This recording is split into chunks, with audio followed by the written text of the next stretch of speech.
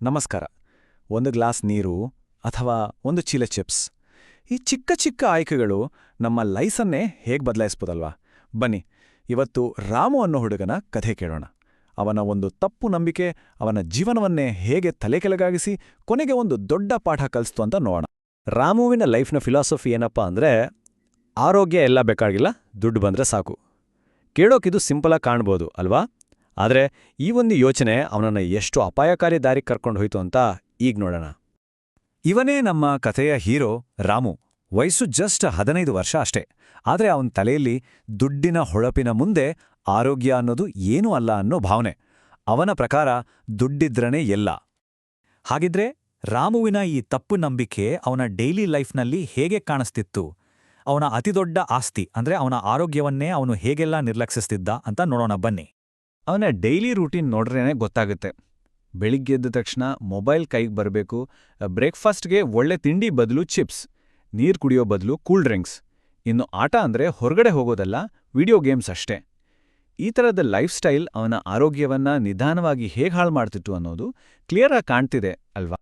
ಅವರಮ್ಮ ಪ್ರೀತಿಯಿಂದ ಕಾಳಜಿಯಿಂದ ಆರೋಗ್ಯವಾಗಿರು ಅಂತ ಎಷ್ಟೇ ಸಲಹೆ ಕೊಟ್ರೂ ಅದೆಲ್ಲ ಒಂದು ಕಿವಿಲಿ ಕೇಳಿ ಇನ್ನೊಂದು ಕಿವಿಲಿ ಬಿಡ್ತಿದ್ದ. ಅವನ ಹಠಮಾರಿತನವೇ ಅವನಿಗೆ ತಿಳಿಯದ ಹಾಗೆ ಅವನನ್ನ ಅಪಾಯದ ಅಂಚಿಗೆ ತಳ್ತಾ ಇತ್ತು. ಆದ್ರೆ ಜೀವನ ಯಾವಾಗ್ಲೂ ಒಂದೇ ರೀತಿ ಇರಲ್ಲ ಅಲ್ವಾ? ಒಂದು ವೇಕಪ್ ಕಾಲ್ ಬರುವ ಸಮಯ ಬಂದೇ ಬಿಟ್ಟಿತು. ನಮ್ಮ ದೇಹವೇ ನಮಗೆ ಒಂದು ಮೆಸೇಜ್ ಕಳಿಸಿದಾಗ ಏನಾಗತ್ತೆ? ಅದು ಎಲ್ಲರ ಹಾಗೆ ಅವನಿಗೂ ಒಂದು ಮಾಮೂಲಿ ದಿನನೇ ಆಗಿತ್ತು. ರಾಮು ಶಾಲೆಯಲ್ಲಿದ್ದ. ಸಡನ್ ಆಗಿ ಎಲ್ಲರ ಕಣ್ಮುಂಡೆನೇ ಕುಸಿದ್ಬಿದ್ದ.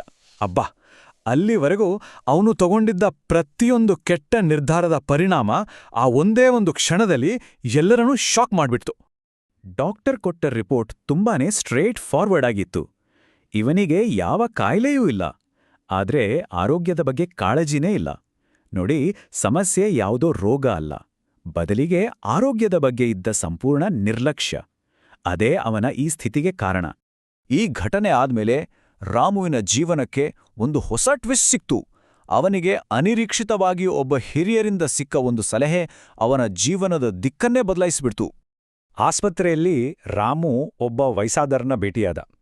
ಅವರಿಬ್ಬರ ನಡುವೆ ಇದ್ದ ವ್ಯತ್ಯಾಸ ನೋಡಿದ್ರೆ ಆಶ್ಚರ್ಯ ಆಗುತ್ತೆ. ಒಂದು ಕಡೆ ಚಿಕ್ಕ ವಯಸ್ಸಲ್ಲೇ ಸುಸ್ತಾಗಿ ಅನಾರೋಗ್ಯದಿಂದ ಬಳಲ್ತಿದ್ದ ರಾಮು, ಇನ್ನೊಂದು ಕಡೆ ವಯಸ್ಸಾಗಿದ್ರೂ ತುಂಬಾನೇ ಚೈತನ್ಯದಿಂದ ಶಾಂತಿಯಿಂದ ಇದ್ದ ಹಿರಿಯರು. ಇದನ್ನೆಲ್ಲ ನೋಡಿದ ರಾಮುಗೆ ಕುತೂಹಲ ತಡೆಯೋಕ್ ಆಗ್ಲಿಲ್ಲ. ಅವನು ವಿನಯದಿಂದ ಕೇಳಿಬಿಟ್ಟ, ಅಜ್ಜ, ನಿಮ್ಮ ಈ ವಯಸ್ಸಲ್ಲೂ ಇಷ್ಟು ಆರೋಗ್ಯವಾಗಿರೋದು ಹೇಗೆ?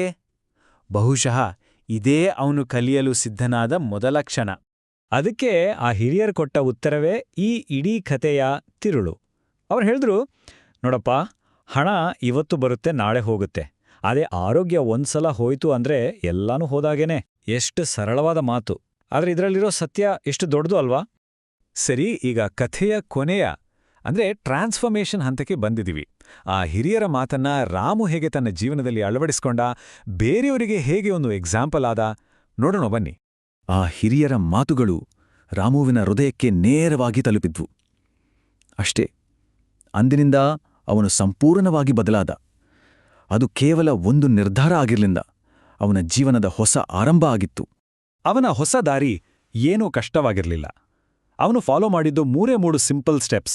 1, ಹೆಚ್ಚು ನೀರು ಕುಡಿಯೋದು. 2, ಜಂಕ್ ಫುಡ್ ಕಡಿಮೆ ಮಾಡೋದು. 3, ದಿನ ಆಟ, ಓಟ, ವ್ಯಾಯಾಮ ಮಾಡೋದು.